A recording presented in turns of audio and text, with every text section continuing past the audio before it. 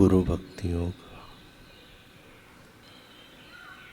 जैसे सूर्योदय होते ही तमाम अंधकार का तुरंत नाश हो जाता है, वैसे ही गुरु कृपा उतरते ही शिष्य के मन में आवरण और अविद्या का तुरंत नाश हो जाता है। जो कोई मनुष्य दुखों से पार होकर सुख एवं आनंद की प्राप्ति करना चाहता हो, उसे सच्चे अंतःकरण से गुरु भक्ति योग का अभ्यास करना चाहिए। गुरु के पवित्र चरणों के प्रति भक्ति भाव सर्वोत्तम गुण है। इस गुण को तत्परता एवं परिश्रम पूर्वक विकसित किया जाए तो इस संसार के दुख और अज्ञान के कीचड़ से मुक्त होकर शिष्य अखुट आनंद और परम सुख के स्वर्ग को प्राप्त करता है। प्रारंभ में तरंग के रूप में दिखने वाली विषय वृत्तियां कुसंग के कारण महासागर का रूप धारण कर लेती हैं। अतः कुसंग का त्याग करके आचार्य के जीवन रक्षक चरणों का आश्रय लो। अगर आप गुरु सेवा में रममाण रहते हो तो आप चिंताओं को जीत सकते हैं। सब चिंताओं का यह अचूक मारण है। आप जब गुरु की सेवा करते हो तब नम्र, मधुर भाषी, मृदु और विवेकी बनो। इससे गुरु का हृदय जीत सकोगे। गुरु के समक्ष वाणी या वर्तन में कभी उदंडता मत दिखाओ। शिष्य को आदरणीय आचार्य के जीवन की उज्जवल बातें ही देखनी चाहिए। कल हमने सुना, एक दिन संध्या काल के बाद श्री रामकृष्ण जी और तोतापुरी जी धुनी के पास बैठे थे। ईश्वरी कथा प्रसंग में दोनों के मन में ऐसी उच्च स्थिति प्राप्त हो गई थी कि वे अद्वैत अनुभव में तन्मय हो गए थे। उसी समय बगीचे के नौकरों में से एक मनुष्य अपनी चिलम भरकर धुनी की आग लेने के लिए वहां आया और धुनी से एक लकड़ी बाहर खींचकर उसमें से अंगार निकालने लगा।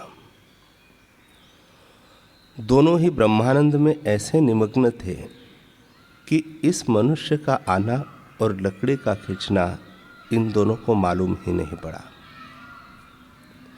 इतने में ही एकाएक तोतापुरी जी की नज़र उस पर पड़ी और अपनी पवित्र अग्नि को इस मनुष्य ने छू दिया। यह देखकर उन्हें बड़ा क्रोध आया और वे उसे गाली देते हुए अपना चिमटा लेकर उसे मारने का भी भय दिखाने लगे। यह सब हाल देखकर श्री रामकृष्ण उस तन्मय स्थिति में अर्धबाह्य अवस्था में जोर जोर से हंसने लगे और बारंबार वाह वाह वाह वाह, शाबाश शाबाश कहने लगे। श्री रामकृष्ण को ऐसा कहते देख उन्हें बड़ा आश्चर्य मालूम हुआ और तोतापुरी जी बोले, तो ऐसा क्यों कह रहा है रे? देख भला इस मनुष्य ने कितना बड़ा अपराध किया है। श्री रामकृष्ण जी ने हंसते हंसते उत्तर दिया, हाँ उसका अपराध तो जरूर है, पर मुझको उसकी अपेक्षा आपके ब्रह्म ज्ञान की ही अधिक दिल्लगी मालूम पड़ती है। अभी ही आप कहते थे ना कि एक ब्रह्म के सिवाय इस जगत में और दूसरा कुछ भी सत्य नहीं। संसार के सभी वस्तु और व्यक्ति उसी के प्रकाश है, और तुरंत दूसरे ही क्षण में आप यह सब भूलकर उस मनुष्य को मारने के लिए तैयार हो गए। इसलिए हंसता हूं कि महामाया का प्रभाव कितना प्रबल है। श्री रामकृष्ण जी के वचन सुनकर तोतापुरी जी कुछ देर तक गंभीर होकर बैठे रहे। फिर वे रामकृष्ण जी से बोले, तूने ठीक कहा, मैं क्रोध के आवेश में सचमुच ही सब बातें भूल गया था। क्रोध बड़ा दुष्ट है। आज से मैं कभी भी क्रोध नहीं करूंगा। और सचमुच ही तभी से तोतापुरी जी के जीवन में कभी गुस्सा होते हुए नहीं देखा गया। श्री रामकृष्ण जी कहा करते थे, पंचभूतों के चपेटों में पड़कर ब्रह्म रोया करता है। आंखें मूंदकर आप कितना ही कहिए, मुझे कांटा नहीं गड़ा, मेरा पैर दर्द नहीं करता, पर कांटा चुभते ही वेदना से तुरंत व्याकुल होना पड़ता है। उसी तरह मन को कितना भी सिखाइए कि तेरा जन्म नहीं होता, मरण नहीं होता, तुझे न पाप होता है न पुण्य, तेरे लिए न शोक है न दुख, न क्षुधा है न तृष्णा, तू जन्म जरा रहित है, निर्विकार सच्चिदानंद स्वरूप आत्मा है।